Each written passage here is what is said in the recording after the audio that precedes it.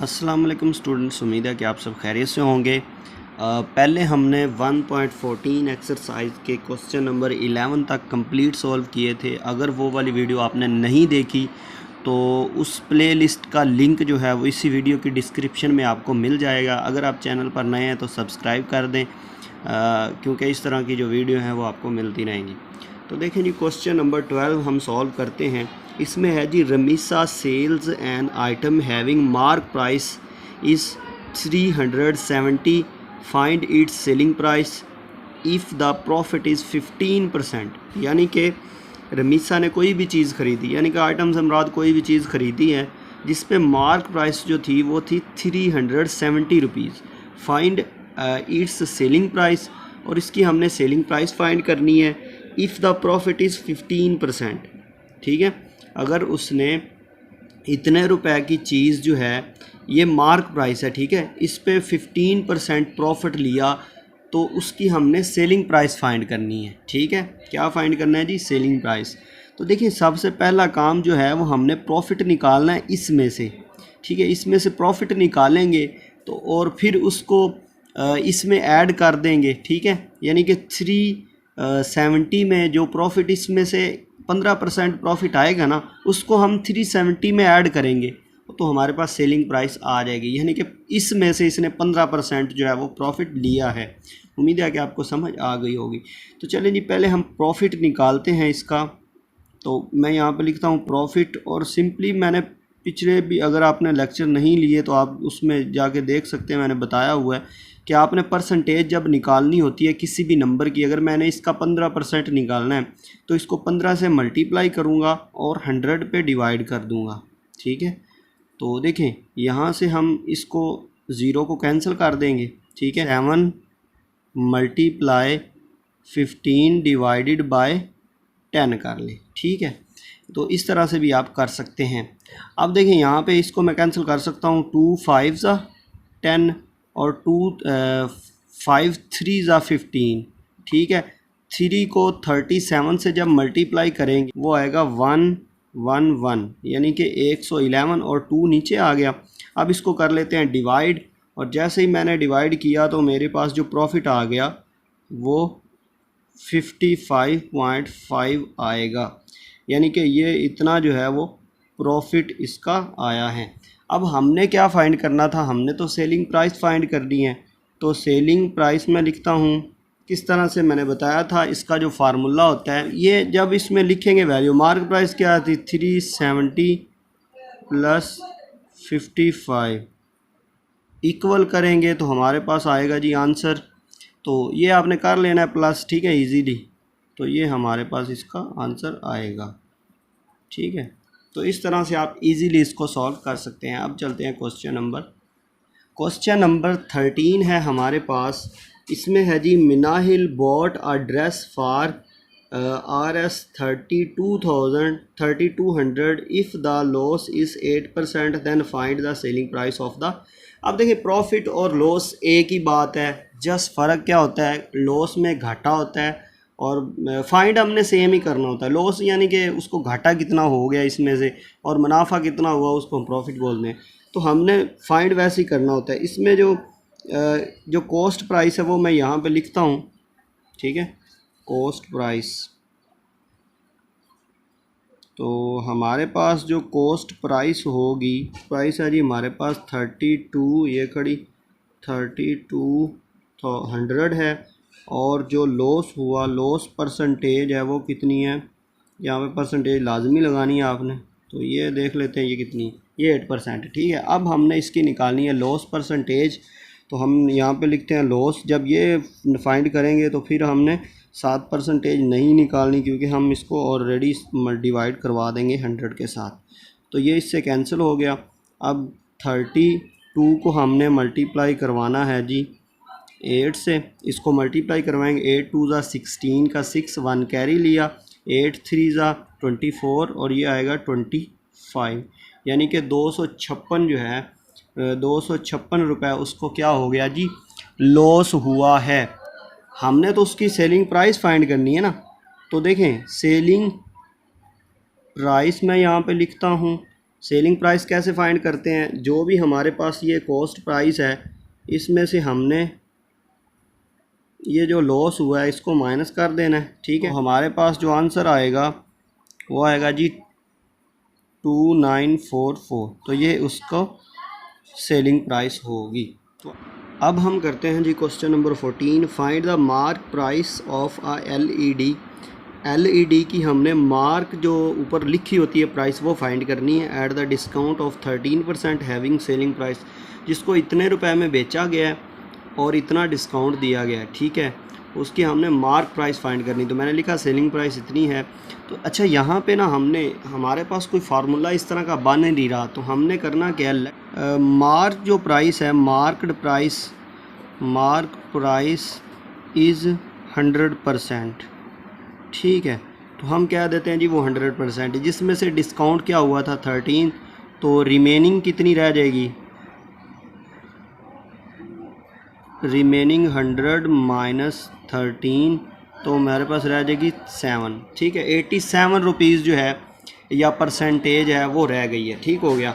अब देखें, अब इसको हमने सॉल्व करना है बाय प्रोपोर्शन मेथड से, ठीक है। इसको हम प्रोपोर्शन मेथड से सॉल्व करेंगे। तो यहाँ पे मैं लिखता हूँ जी सेलिंग प्राइस होगा और यहाँ पे लिखता हूँ जी मार्क प्राइस। सेलिंग प्राइस के नीचे हमने ये वाली वैल्यू लिखनी है, पहले आप ये लिख लें, ठीक है। ये भी रिमेनिंग सेलिंग प्राइस में आ रहा है ना 87, और उसके नीचे हम लिखेंगे 39,000, ठीक हो गया। और इसके नीचे हम लिख देते हैं जी 100, ठीक है। मार्क प्राइस कितनी थी, 100 थी, और एक्स हमने फाइंड करना है।